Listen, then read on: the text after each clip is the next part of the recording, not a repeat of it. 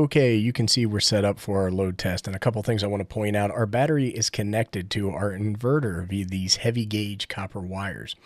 We have a multimeter monitoring the input of the inverter, the input voltage, and you can see it's a pure sine wave inverter, 1500 watts, and we're going to push this thing to its limits. We're using a 𝐏𝐥𝐻𝐿 clamp meter to measure amperage through the cable, and then we have a 𝐾𝐻 watt meter to see what our output wattage is from our inverter.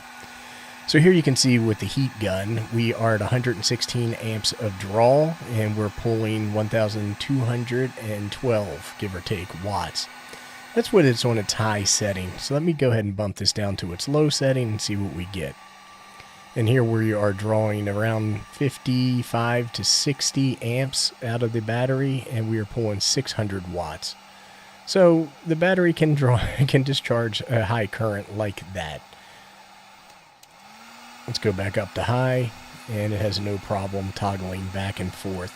And what this does is it shows us doubling the current output. What I'm going to do right now is I'm going to go ahead and grab my space heater and hook that up.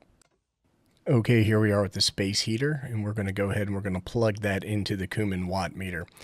We also have the heat gun plugged directly into the inverter so we can increase the wattage if necessary. We set the temperature for 77 degrees. It's currently 66 in the basement. And you can see that our draw is going up and going up. So right now we're at about 50 amps of draw. Now we are at 60. And we're 65, coming on 70, and we are at 70 right now.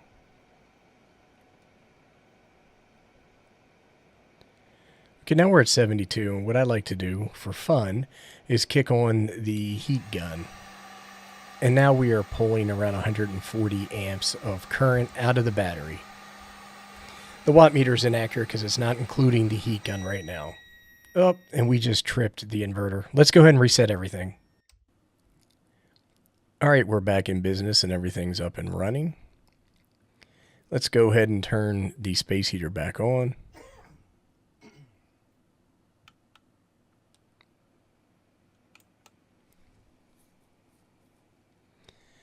And we're back to pulling 75 watts. Let's flip this baby on high and see what happens. We went over 200 and everything died. And the battery's fine. It's the inverter that failed. All right, folks, so we're going to give this battery a passing grade on capacity test and on load test.